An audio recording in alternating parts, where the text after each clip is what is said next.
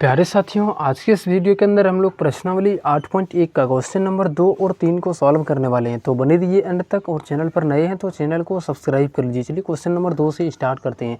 हम लोगों ने पहले क्वेश्चन नंबर 1 को बना चुके हैं। अगर यदि नहीं देखें तो प्लेलिस्ट में उसका लिंक है, आप लोग वहाँ से जाके देख सकते हैं।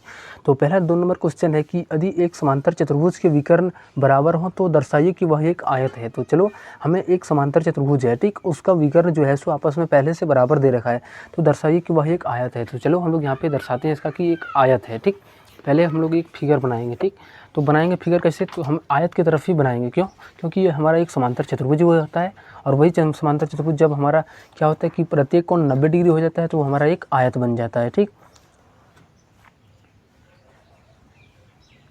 ये हमारा कोई एक चतुर्भुज है, ठीक। इसमें हमें क्या दर्शाना है, पहले इसका जो विकर्ण है यहाँ से लेकर के यहाँ तक, और दूसरा हमारा ये इधर दिया गया है, ठीक। ये हमारा ए है, बी है, सी और दूसरा हमारा तीसरा डी है। ये 4 हमारा इसका भुजा है, ठीक। इसमें विकर्ण जो है सो आपस में पहले से ये बराबर दिया गया है। तो हमें दर्शाना है कि ये हमारा क्या है कि एक ये समांतर चतुर्भुज है, पहले से ही दिया गया है, ठीक। हमारा आयत जो होता है एक समांतर चतुर्भुज के साथ साथ क्या होता है कि उसका प्रत्येक कोण 90 डिग्री होता है। तो हम इस तरीके से यहाँ पे हम कहीं से भी प्रूव कर दें कि हमारा ये कोण बी सी डी या ये कोण हमारा 90 डिग्री हो जाए तो अपने आप ये चारों कोण आपस में क्या हो जाएगा, तो वो 90 डिग्री के बराबर ही आएगा, ठीक। तो चलो हम लोग यहाँ पर लिखेंगे पहले कि सिद्ध क्या करना है। तो लिखेंगे यहाँ पर सिद्ध करना है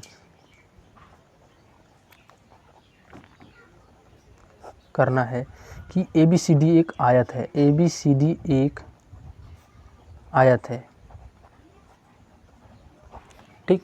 यही हमें दर्शाना है। चलो कोई बात नहीं। सबसे पहले देखो यहाँ पे हमारा 2 त्रिभुज है, हम एक ही आधार पर लेंगे, ठीक। ये बी सी हमारा हो गया, कोई आधार हो गया, ठीक। और इसी के आधार पर 2 त्रिभुज हमारा नज़र आ रहा है। पहला हमारा लेंगे यहाँ से लेकर के यहाँ तक, तो ये त्रिभुज हमारा ए बी सी हो गया। और दूसरा त्रिभुज हम लोग यहाँ पे लेंगे, यहाँ पे बी डी सी, ठीक। ये त्रिभुज हम लोग लेंगे और दोनों को हम लोग क्या करेंगे, सर्वांगसम करेंगे। तो सर्वांगसम से हमें क्या मिलेगा कि वहाँ पे ये जो कोण हो जाएगा इसके बराबर हो जाएगा। तब हमें धीरे धीरे प्रूफ मिलते चलेगा। पहले हम लोग यहाँ पे प्रमाण में लिखेंगे, यहाँ पे प्रमाण दिया है। क्या हमें मिल गया है पहले से, ये दिया गया है कि ये जो विकर्ण है आपस में बराबर है, कि AC के बराबर BD है, ठीक। ये विकर्ण आपस में बराबर है। और दूसरा हमारा विकर्ण जो है सो AC और BD बराबर है। हम लोग यहाँ पे चलते हैं 2 त्रिभुज के अंदर। ये जो हमारा BC आधार पर 2 त्रिभुज है, एक हमारा पहले ABC है, तो लिखेंगे यहाँ पे त्रिभुज ABC तथा, और जो दूसरा त्रिभुज हमारा है ABCD है, तो तथा त्रिभुज BC और D, ठीक। ये हमारा 2 त्रिभुज है। तो हम लोग पहले इसको सर्वांगसम करेंगे। लिखेंगे यहाँ पे मैं, देखो ये जो हमारा AB है और CD है, ये क्या है, आपस में बराबर होता है। कहाँ से होता है बराबर?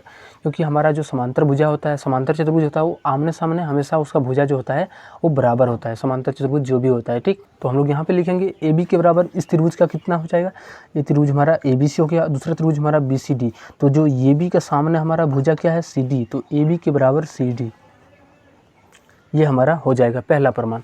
अब दूसरा हम लोगों को देखना है कि यहाँ पे क्या है कि उसका जो विकर्ण है, तो इस त्रिभुज में ABC में हमारा विकर्ण AC आ रहा है, दूसरा विकर्ण हमारा इस त्रिभुज के लिए हमारा कौन सा आ रहा है, तो BD आ रहा है।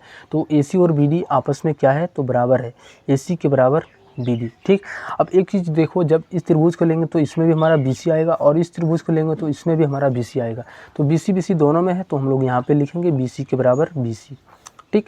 इसलिए यहाँ पे कौन सा सर्वांग समता, तो S और S तीनों हमारा भुजा है, तो S सर्वांग समता से, सर्वांग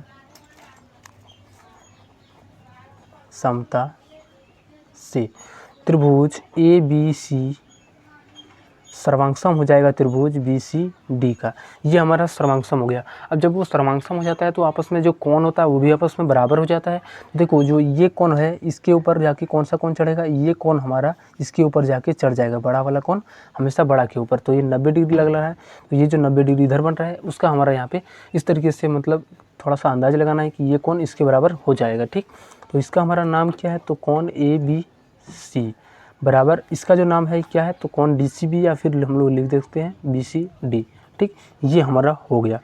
अब देखो इसमें हम लोग क्या करेंगे, ये हमारा AB और CD पूरे हमारा ABCD एक समांतर चतुर्भुज है। तो ये क्या है, AB और CD आपस में समांतर है, और समांतर रेखा के बीच खींचा हुआ रेखा जो होता है हमारा क्या होता है, प्रतिच्छेदी रेखा होता है। और ये जो दोनों मिला करके होता है एक ही ओर के बनता कौन, तो चलो यहाँ पे ये दोनों आपस में बराबर हो जाएगा। तो यहाँ से क्या होगा कि एक ही ओर के अंतःकोण का मान कितना होता है, 180 डिग्री होता है। ठीक, तो हम लोग यहाँ पे कर देंगे ये दोनों का मान 180 के बराबर। तो हमारा पहला हो गया कोण ABC और दूसरा कोण इधर से हमारा बन रहा है, तो इसका मान है कोण BCD, कोण BCD। तो ये हमारा किसके बराबर, तो 180 के बराबर। ये कहाँ से, तो एक ही ओर के अंतःकोण के युग्म से। ठीक, एक ही ओर के अंतःकोणों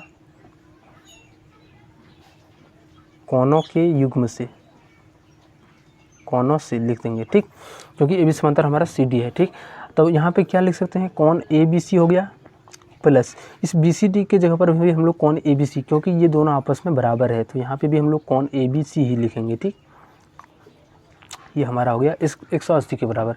अब कोण ABC और कोण ABC, दो कोण ABC हो गया बराबर का 180 हो गया। अब इसको हम लोग कटाएंगे तो ये कितना बार में कट जाएगा, तो 90 बार में। तो कोण ABC का जो मान आ गया वो कितना आ गया, 90 डिग्री। और कोण ABC के बराबर ही कोण BCD है, तो इसका भी मान कितना हो जाएगा, 90 डिग्री हो जाएगा। ठीक, इसी तरीके से जब इस कोण को और इस कोण को मिलाएंगे, ठीक, ये दोनों मिला करके फिर से 180 हो जाएगा, तो ये 90 हो गया। तो ये भी हमारा कितना बनेगा, 90 बनेगा। यानी आपस में सारा कोण जो है सो बराबर आ रहा है और समकोण आ रहा है। तो कोण ADC भी हमारा 90 हो जाएगा और कोण BAC ये भी हमारा फिर तरीके से इस तरीके से या इधर से ले कहीं से भी दोनों हमारा 180 होगा। तो 90 पहले से और ये हमारा बचा हुआ 90 होगा। कोण BAD, ठीक, ये हमारा प्रत्येक कोण क्या हो गया, समकोण हो गया। लिखेंगे यहाँ पे, इसलिए हमारा ये जो है एक आयत बन जाएगा। अतः प्रत्येक कोण समकोण है, अतः आयत है। ABCD एक आयत, अतः एक ABCD एक, पहले ABCD उसके बाद एक लिखिएगा। ठीक, ABCD एक आयत है। ठीक, चलो क्वेश्चन नंबर हम लोग 2 नंबर पर आते हैं।